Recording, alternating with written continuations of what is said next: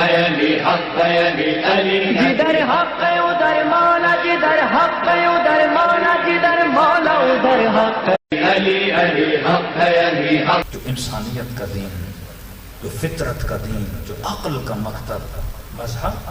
مفتی ہمدرد نے بہت اچھا سوال اٹھایا جو میں نے پہلے کبھی کسی اہل سنت کے جوان سے یہ سوال نہیں سنا. اس نے اہل سنت کے بھائیوں کو کہا کہ جناب یہ ہمیں کس نے کہا کہ ہم نے فقہ صرف مثلا امام ابو حنیفہ سے لینی ہے یا امام مالک سے یا امام شافعی سے؟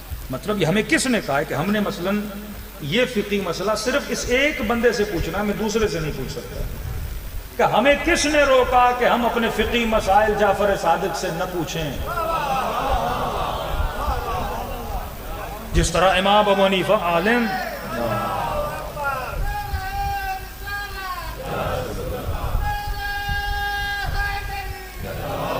کس نے ہمیں روکا؟ اگر ہماری نسلیں کبھی کوئی امام مالک کے پاس جا رہا ہے، کوئی امام شافعی کے پاس جا رہا ہے، کوئی امام حنبل کے پاس جا رہا ہے، کوئی امام ابو حنیفہ کے پاس جا رہا ہے، تو کہ ہمیں کس نے روکا کہ 4 کیا جا سکتے ہو، 5ویں کیا نہیں جا سکتے؟ تو میں نے کہا ہمدرد صاحب انہی نے روکا ہے جو کہتے ہیں مجلس میں نہ جایا کرو. اب بندے کی اپنی عقل تو ہونی چاہیے. میں نے پوچھنا یا رسول اللہ میں نماز کیسے پڑھوں؟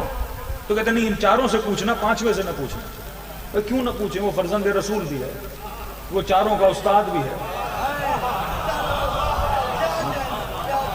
ان کو پڑھانے والا، ان کو سکھانے والا، جن کے در پہ آ کر کہیں کہ اگر 2 سال نہ ہوتے ہم ہلاک ہو جاتے. تو اب نسلوں نے سوچنا شروع کر دیا ہے کیونکہ یہ زمانہ شعور کا زمانہ، یہ زمانہ فکر کا زمانہ. وہ واقعاً ہم کئی جگہوں پہ سفر کرتے ہیں.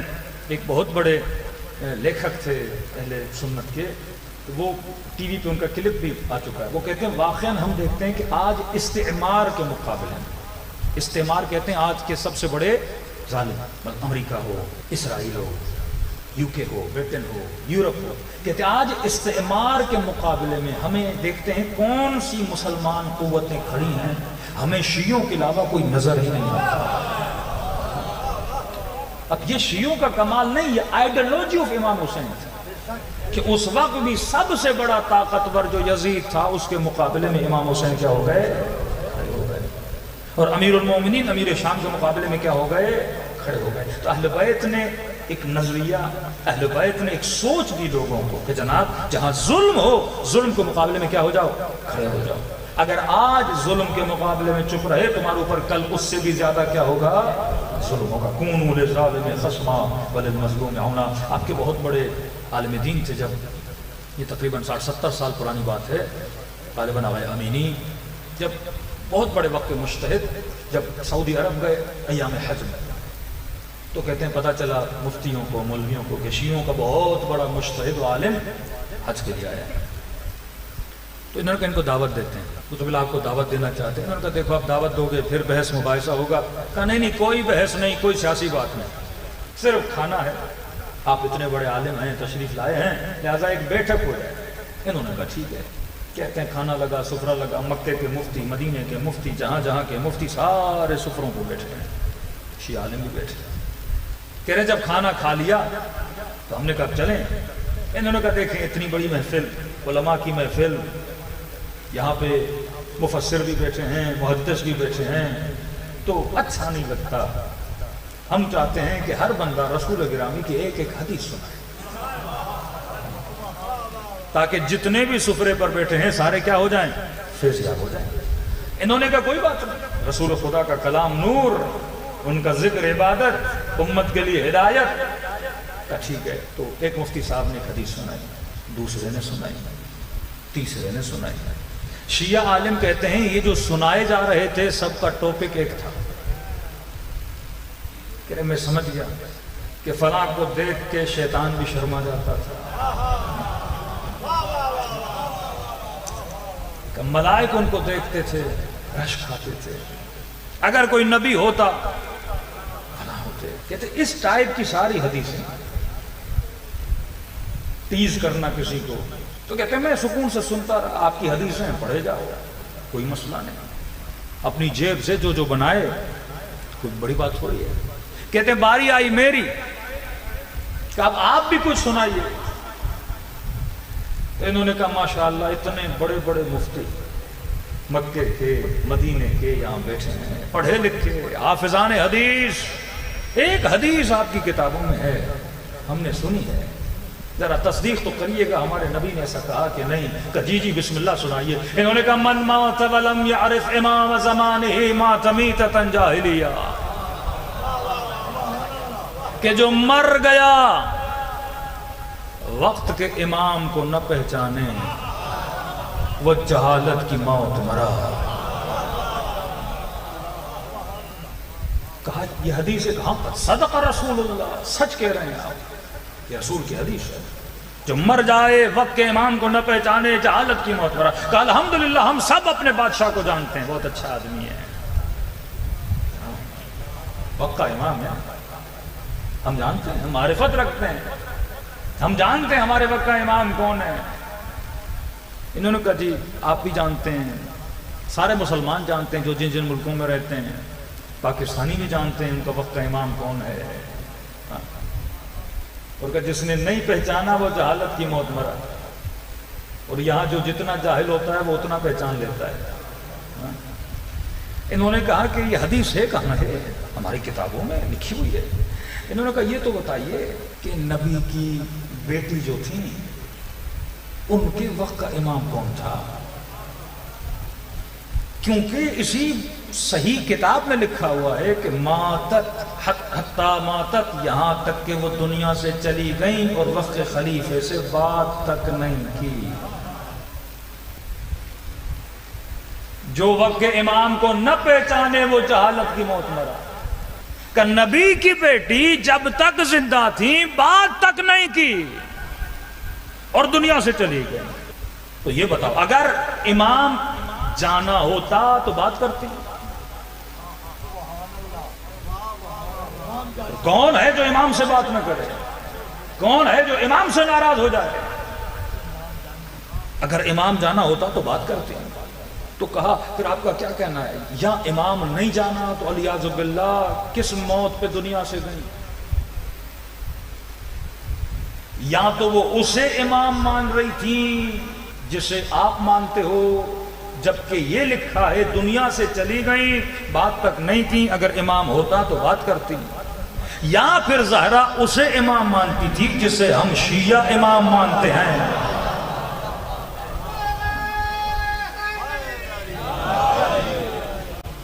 اب فتویٰ دیجئے نبی کی بیٹی کس صورت میں دنیا سے گئیں، یا معرفت لے کر گئیں؟ تو سب نے کہا قبلہ دیر بہت ہو گئی ہے، ٹائم بہت گزر گیا ہے، ہم کل پھر ایک محفل لگائیں گے، اس موضوع پہ ہم کیا کریں گے؟ بات کریں گے۔ تبھی امیر فرماتے ہیں شیعو نحن ابناء الدلیل، جہاں دلیل آتی ہے بڑے بڑے میدان چھوڑ کے بھاگ جاتے ہیں، مکتب عقل کے ماننے والے کربلا کے میدان میں تیروں تلواروں نیزوں اور پتھروں کے سائے میں امام حسین کھڑے ہیں، خطبے پڑھتے ہیں آپ امام حسین کے، وہاں پر بھی دلیل سے بات کر رہے ہیں۔ یعنی امام کہہ رہے اگر مجھے مارنے کے لیے آئے ہو نا، جواز قتل کیا ہے امام بتا رہے ہیں۔ فرماتے کیا میں نے نانا کی شریعت میں کسی حلال کو حرام کیا؟ مطلب اگر یہ میں کروں تو مجھے قتل کر سکتے۔ کیا میں نے حرام محمد کو حلال کیا، حلال محمد کو حرام کیا؟ سارے خاموش، کیونکہ حسین کس سے بات کر رہے ہیں؟ دلیل سے بات کر رہے ہیں۔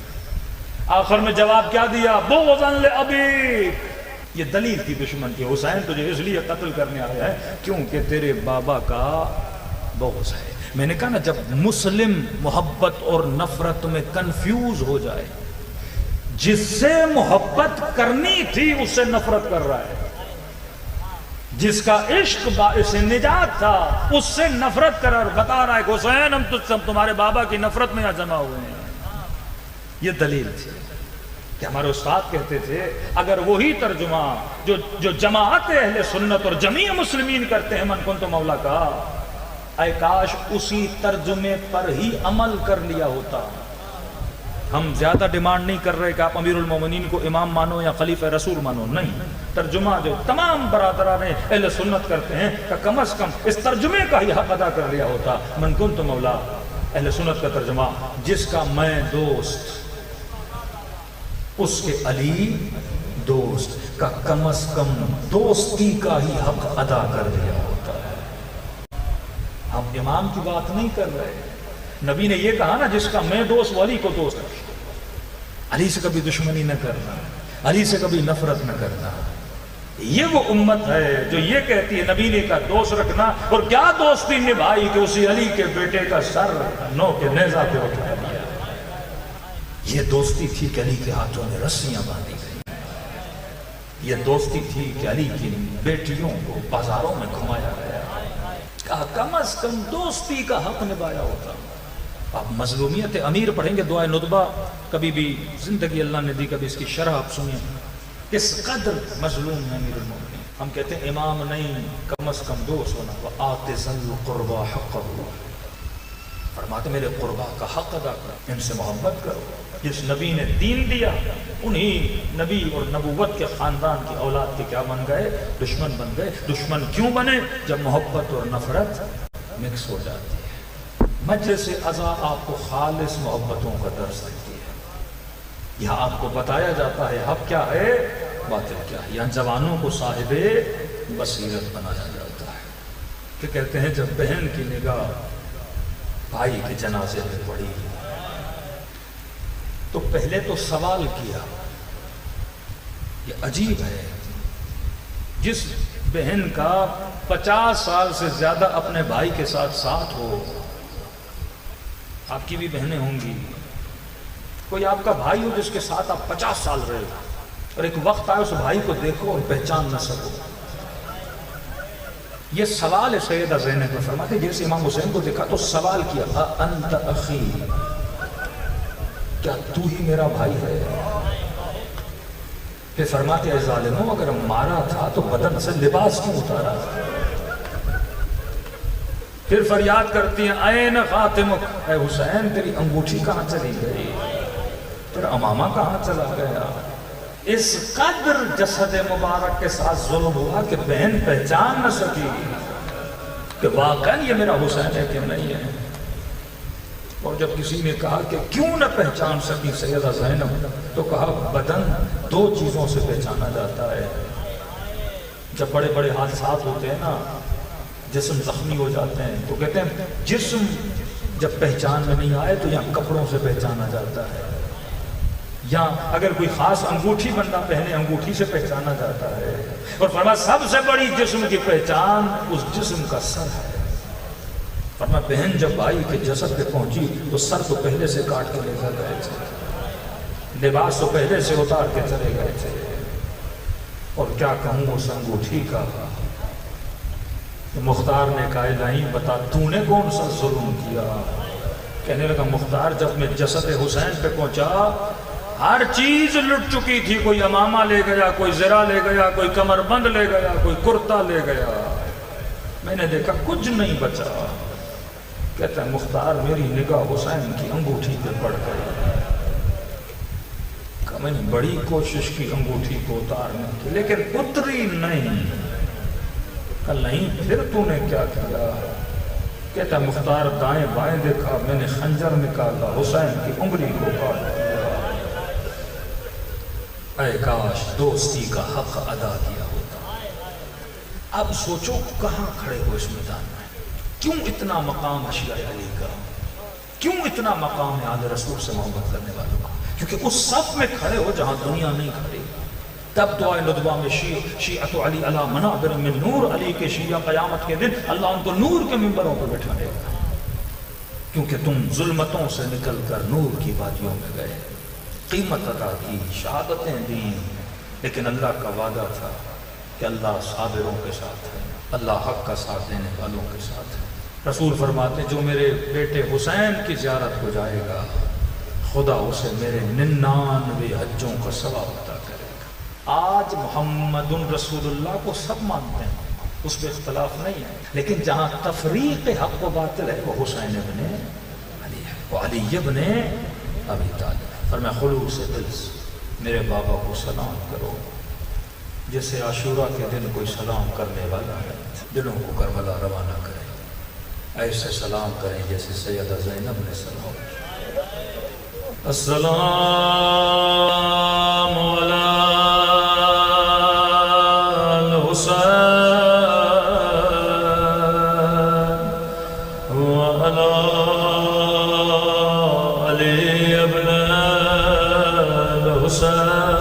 الحسين وعلى أولاد الحسين وعلى أصحاب علی علی حق ہے علی حق ہے علی حق ہے علی علی جدھر حق ہے ادھر مولا جدھر حق ہے ادھر مولا جدھر مولا ادھر حق ہے علی علی حق ہے علی حق ہے علی حق ہے علی علی جدھر حق ہے ادھر مولا جدھر حق